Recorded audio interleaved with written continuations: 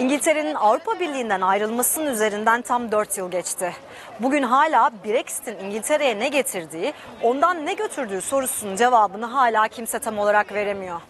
Ancak yapılan araştırmalar ülke ekonomisinin gelişmekte olan ülkelere göre daha kötü bir performans sergilediğini gösteriyor. Mevcut iktidar bu boşanmanın gerekli olduğunu söylese de bugün İngiltere pandemi öncesine göre daha yoksul bir ülke ve Brexit'in bundaki payı hiç de az değil. Peki sıradan bir İngiliz seçmen için bugün Brexit ne anlam ifade ediyor? İşte bugün bu sorunun cevabını aramaya geldik.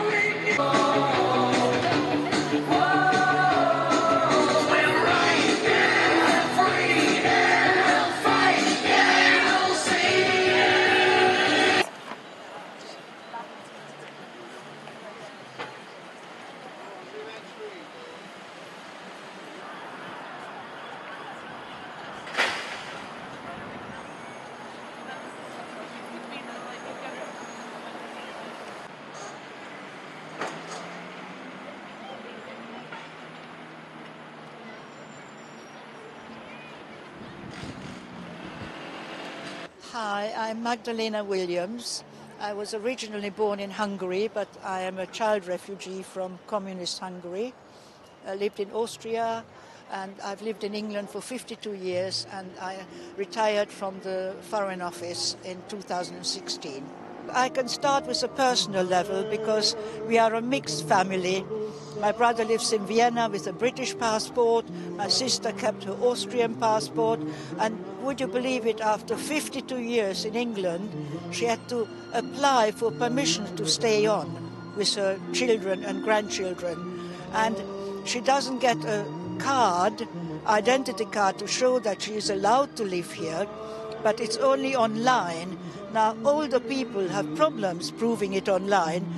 Just the other day, a Spanish woman who has lived here, who has a British husband, was sent away at the border. She was arrested, kept overnight, and put on a plane to send her back.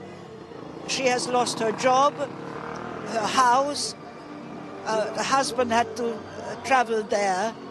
So it has become a very different country from what I fell in love with when I came here in 1970.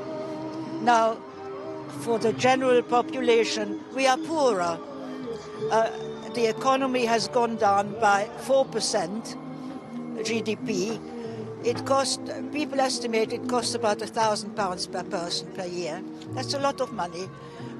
Our food has become much more expensive. Our electricity, of course, has become more expensive.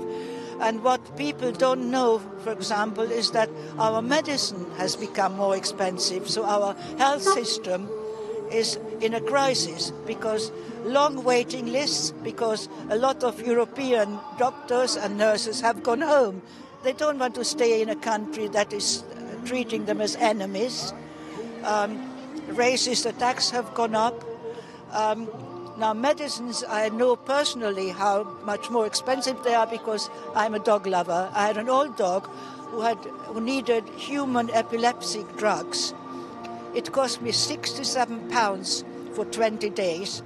I went to Spain with my dog. It cost €9 there. That is a huge difference, which means that our health system has to pay so much more for every medicine, so that a lot of cancer patients don't get the treatments that they must have to live.